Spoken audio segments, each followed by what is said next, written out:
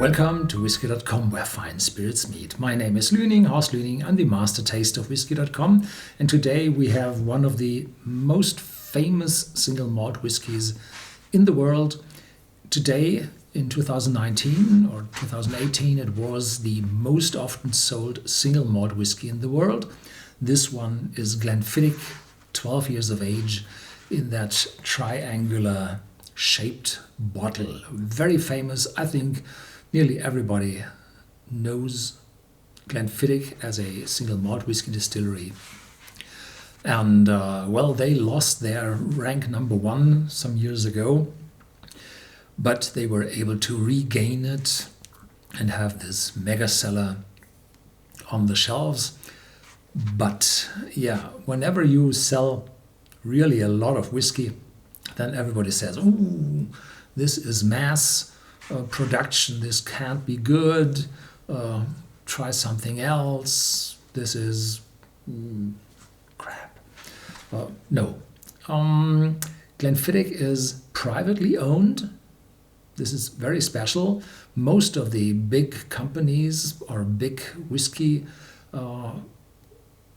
distilleries are owned by big mega corporations, global corporations, and they have a lot of controllers on board and everything. And Glenfiddich is family owned since 1889 or something. Let's have a look later on the bottle, the year of when they started their business.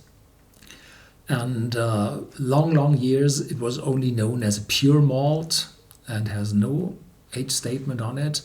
And I think it was in the year 2003, around that date, when they changed and said, well, we switch over to 12 years of age. You have to work a lot to build up your stocks so that you can switch over to 12 years. So, but they have to use all their inventory to mix it up together to bring out this single malt whiskey. Otherwise, they wouldn't have the chance to satisfy the needs all around the globe for this single malt whiskey. It's priced, around 35 euros, dollars, pounds, wherever you live. When I was young, the whiskey was sold around 2/3 of that price. So the price went up a little bit, but it's still affordable. And with the age statement of 12 years, it has a point to make against their competitors, which switched a lot to no age statement whiskies. The whiskey is produced on small pot stills, one of the smallest in Scotland with the big distilleries, and they have tens of them. I think at least 20. Don't know how many they are. And they are small stills, and those small stills produce an intense whiskey. Then the whiskey matures in the cask, and you have first fill, second fill, third fill, and so on. And it might happen that the average intensity of your malt whiskey drops and drops due to the multiple use of the casks, and then your whiskey turns out to be a little bit weak. But Glenfiddich has those small stills, and the alcohol vapor in the stills do not separate in that way as it is with bigger stills. So you move over quite a lot of aromas to the final product due to the small stills. So there is a chance that you get more of the taste of the whiskey into the bottle, but not that much of the casks. Yeah, more to say. The casks are typically ex-bourbon casks, refill casks, and sherry casks. I have no idea how high the percentage of the sherry casks is in that whiskey. The label has changed, therefore I retake this video from over 10 years ago. I did it first time, and here now they have a a V-shaped engravement here, and this V comes from the valley of the deer. Glen means valley, Ben means mountain, so Glen is valley, and Fiddich is the deer, so it's the valley of the deer. And to show this valley, you have this V engraved here, and the bottle is triangular shaped, because with these three sides of the bottle, they want to show the ingredients of the whiskey, which is malt, water, and fire. Those three ingredients produce the whiskey, and they neglect the yeast, and the cask, and But this is the story behind that, and the V is another point they want to make, that it's the valley of the deers. But if I have a look at that valley where the Glenfiddich distillery is located in, I doubt that there are deers. Well, probably a little bit more outside. There might be deers, but not close to Dufftown, where this distillery is located. Fruity.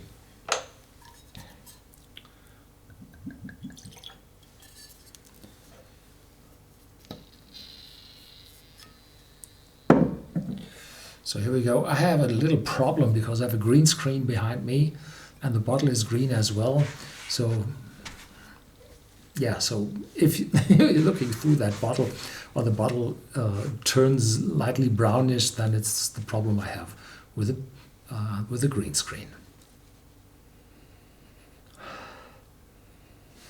So this one is malty, fruity, fresh,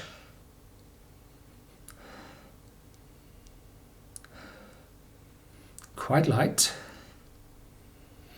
It's 40% ABV, so it's the minimum alcohol content single malt whiskey has to have. But this one is no edge on it. It's comfortable.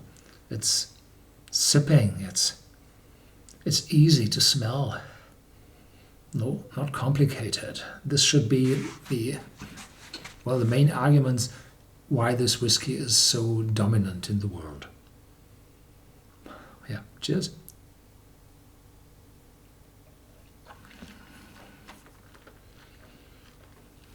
Mm-hmm.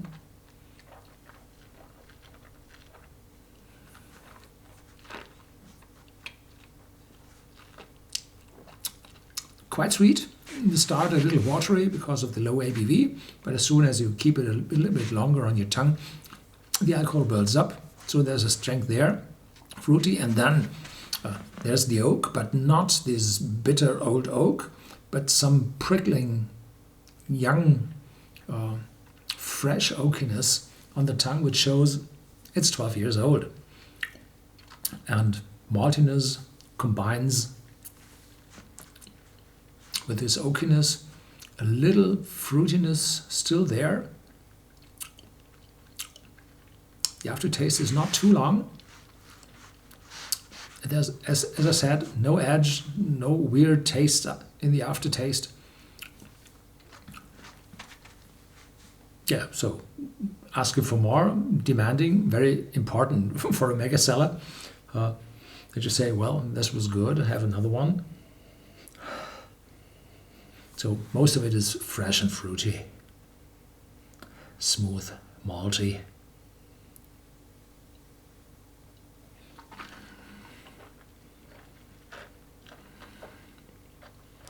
Mm-hmm.